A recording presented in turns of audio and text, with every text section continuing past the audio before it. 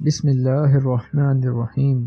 بادشاہ کو اس کے ایک خاص آدمی نے خبر دی کہ سلطنت میں پچھلے 2 سال سے ایسی کنواری عورتوں میں بہت اضافہ ہوا ہے جو کہ حاملہ ہوئی ہیں۔ سلطنت میں بدکاری عام ہو چکی ہے۔ بادشاہ کو سر سے لے کر پاؤں تک پسینہ آ گیا اور غش کھا کر گر پڑا۔ ہوش آنے پر آدمی نے بادشاہ سے پوچھا کہ آپ کو اچانک کیا ہوا ہے؟ بادشاہ نے آدمی سے کہا کہ میں شروع سے ہی اس بات کا قائل تھا کہ نکاح کو عام کیا جائے، یہی ایک راستہ ہے جسے بدکاری کو روکا جا سکتا ہے۔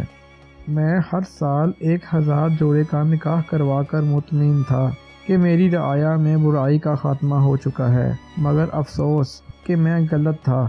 میں نے سلطنت میں جہیز جیسی لعنت پر پابندی لگائی تاکہ نکاح کو آسان بنایا جا سکے، مگر افسوس میں اپنی ہر کوشش میں ناکام ہوا اور اس سلطنت میں برائی اپنے عروج پر ہے۔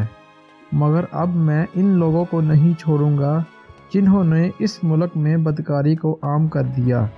بادشاہ نے اپنے سب سے لائق وزیر کو یہ ذمہ داری سونپ دی کہ پتہ کرو کہ کس جگہ پر یہ گناہ سب سے زیادہ ہو رہا ہے۔ وزیر اپنی پوری کوشش کے باوجود جاننے میں ناکام ہوا تو بادشاہ نے سلطنت میں اپنے جاسوس پھیلا دیے۔ جاسوسوں نے بڑی چالاکی سے ان جگہوں کی نشاندہی کر لی جہاں پر گناہ سب سے زیادہ ہو رہا تھا۔ انہوں نے دیکھا کہ شہر کے داخلی راستے پر ایک تنگ گلی تھی جس میں بہت سی عورتیں داخل ہوتی تھیں، مگر کچھ عورتیں ہی اس تنگ گلی کے دوسرے حصے سے نکلتی تھیں۔ جاسوسوں نے یہ جاننے کی کوشش کی کہ اتنی زیادہ عورتیں کہاں غائب ہو رہی ہیں، اسی تنگ گلی کے درمیان ہی کوئی غلط کام ہو رہا ہے۔ جب انہوں نے اچانک جا کر دیکھا تو ایک بڑے سے کمرے میں زناکاری جاری تھی۔ وہاں اوباش لوگوں کا گروہ تھا جن کا سردار تکیہ لگا کر بیٹھا ہوا تھا۔ سپاہی جو کہ جاسوس کی شکل میں تھے، انہوں نے فوراً سردار کو گرفتار کر لیا اور بادشاہ کے سامنے پیش کر دیا۔ بادشاہ سردار اور اس کے گروہ کو دیکھ کر غصے سے لال ہو گیا۔ بادشاہ نے سردار سے کہا کہ تیرے اوباش گروہ سمیت تجھے ایسی سزا دوں گا کہ آنے والی نسلیں یاد رکھیں گی کہ بدکاری کا انجام کیا ہوتا ہے۔ سردار نے زوردار قہقہ لگایا اور بادشاہ سے کہا کہ ہمیں مارنے سے اس ملک میں کبھی بھی برائی کا خاتمہ نہیں ہو سکتا، کیونکہ آپ کے ملک میں پیاسا خود کنویں کی تلاش میں مارا مارا پھرتا ہے۔ بادشاہ نے کہا کہ تم کہنا کیا چاہتے ہو؟ میں تمہارا مطلب نہیں سمجھا۔ سردار نے کہا کہ عورتیں خود ہمیں اپنی طرف راغب کرتی ہیں، ان کی حرکات سے ہمیں معلوم ہو جاتا ہے کہ کون سی عورت کیا چاہتی ہے۔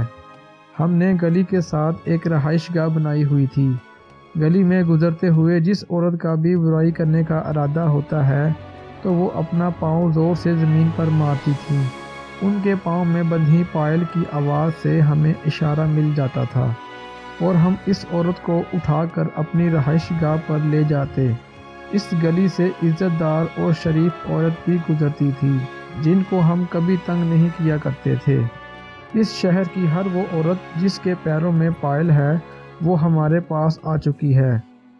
بادشاہ نے کہا ان بدبخت عورتوں کو تو میں بعد میں دیکھ لوں گا، پہلے تم لوگوں کو میں ضرور عبرت کا نشان بناؤں گا۔ بادشاہ نے سردار اور اس کے گروہ کے 40 نوجوانوں کے سر تن سے جدا کر دیے۔ ان کو 15 دن تک شہر کی چوک میں لٹکائے رکھا۔ اسی دوران بادشاہ نے شہر کی ساری کنواری لڑکیوں کو ایک جگہ اکٹھا کرنے کا حکم دیا۔ بادشاہ نے وزیر سے کہا کہ باری باری سب عورتوں کی پنڈلیوں کو چیک کرو، اگر کسی میں پائل یا پائل کا نشان پایا جائے تو مجھے بتاؤ۔ بادشاہ نے ان تمام بری عورتوں کے پاؤں کاٹ دیے اور وہ ہمیشہ کے لیے معذور ہو گئیں۔ اس واقعے کے بعد لوگوں میں خوف پیدا ہو گیا اور سلطنت میں اس گناہ کا بھی خاتمہ ہو گیا۔